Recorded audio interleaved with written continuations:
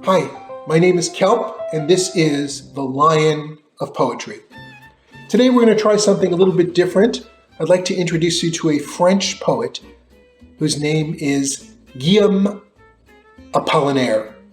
Apollinaire was born in 1880 and died in 1918. He spent most of his life in France, in Paris, and was known as a kind of a socialite, as an eccentric, a personality. He ate a lot, he drank a lot, he had lots of friends, and among his friends were some of the greatest intellectuals and artists of that time, including Picasso and others. In fact, for almost every poem that he wrote, he dedicates to somebody. It's very unusual, but he just loved his friends, and he wanted to dedicate each poem to a different friend. Apollinaire always seemed to be up to some kind of mischief or trouble.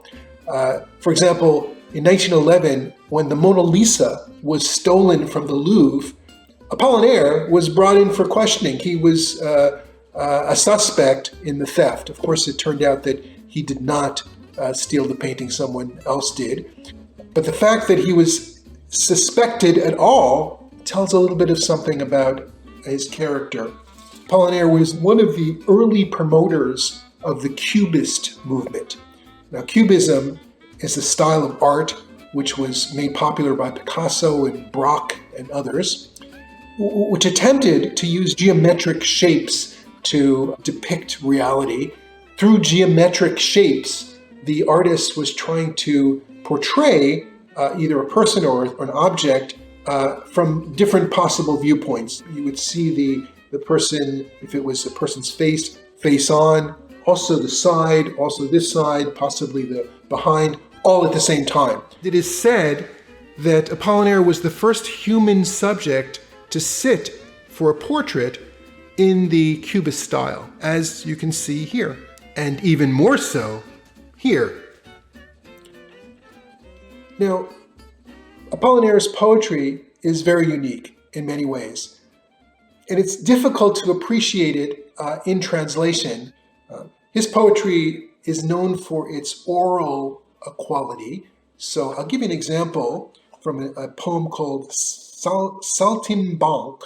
Now, you'll pardon my French. My French is not that great, but I'll try to recite a few lines from this in French, which will give you an idea of the oral aspect of his poetry. Dans les plaines, les baladins, et les enfants s'en vont devant, les autres suivant en avant. You get the idea.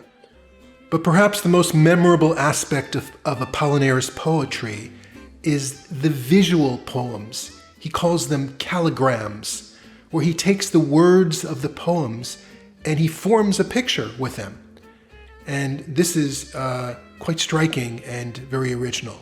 This poem is called Le Cœur, the heart, and you can see that it's shaped like a heart.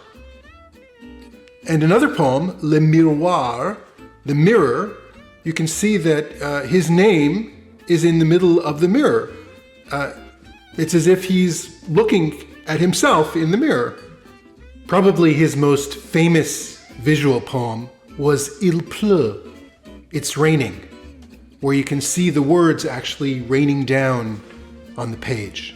The other historical point about Apollinaire was his involvement in the war. And by the war, I mean World War I. Of course, on the side of the French. He fought in the infantry, and he sustained a fairly severe head injury. And he wore a bandage on his head for the balance of his life, which was for him a kind of a badge of courage or a badge of honor, which he wore with great pride. And in fact, he died shortly after the war in 1918, officially from the Spanish flu, but it's possible that his condition was exacerbated by his war injuries. So Apollinaire was a war hero, a poet, a bon vivant, a socialite, an intellectual, a character almost without equal in the history of French letters.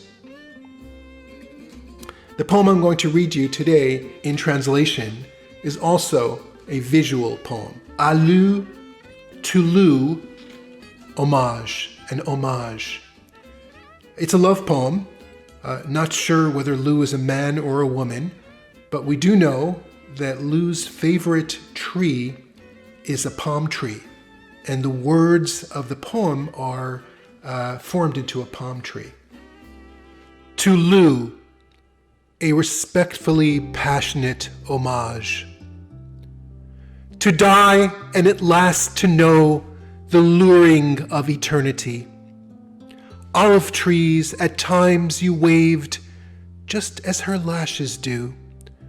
Through this book, which is firm and precise in its joy, learn, O Lou, to know me so as never to forget me. Your hair like spilled blood. I salute you, Lou, like your favorite tree, the palm, leaning out of the wide seaside garden, lifted like a breast.